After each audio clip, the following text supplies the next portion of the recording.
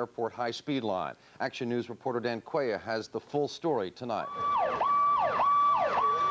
As rescue workers forced their way through mosquito-infested overbrush, dazed, injured passengers sat waiting for stretchers. It was a nightmare they were lucky to walk away from.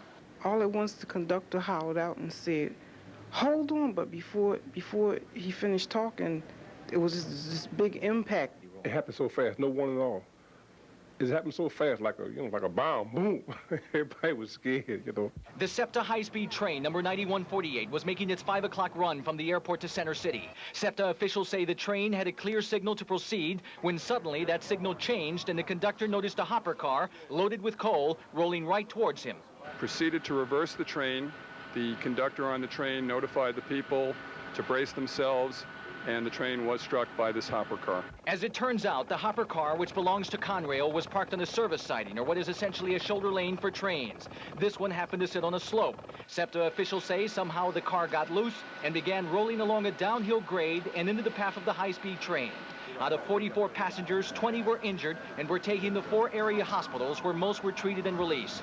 The biggest complaint passengers had was that it took almost an hour and a half for rescue crews to get to them. It took the rescue people a long time to come there. That's the only real complaint I have. It shouldn't have taken them that long to come. SEPTA officials say the delay was caused by the train radio, which was broken in the accident, and the fact the conductor had to walk a mile to call SEPTA operations, and apparent confusion over whether there were any injuries. While the conductor was being praised for his quick efforts to back up his train to avoid a collision, it was unclear if tower control operators could have given more of a warning of the impending danger. The train appeared to only suffer minor damage, but SEPTA officials say had it not been for the quick actions of the conductor, it could have been a lot worse. I'm Dan Quaya, Channel 6 Action News, Southwest Philadelphia. And just a couple of minutes ago, Conrail officials called us and told us that they suspect vandalism had something to do with a coal car moving onto the tracks. Officials say there is no evidence that the brakes on the car failed. An investigation is underway. Airport Line. This is the scene from Skycam 3 shortly after the accident. 20 passengers were injured, all of them minor. But as Joyce Evans reports, the results could have been a lot worse. SEPTA passengers, some in obvious pain, were carefully carried from the train and up an embankment at 65th and Eastwick. Bring the squad down. They got wheels on.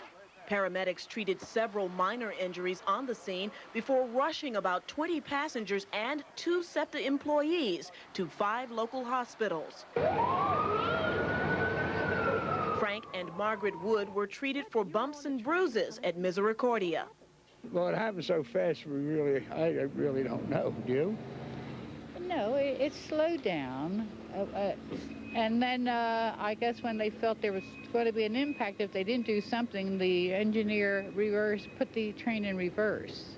Back at the scene, the area was swarming with investigators, trying to figure out how this open-topped car carrying a load of coal came loose from a Conrail freight train, raced down the track, ramming into this airport commuter train.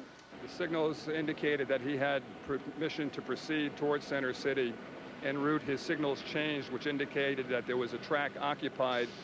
And at that point, the engineer followed procedures and brought the train to a stop. Well, it took a pretty severe hit because the coupling was broken. SEPTA officials say the impact knocked out the train's radio, and the SEPTA engineer, who was also injured, walked about a mile to call for help. Investigators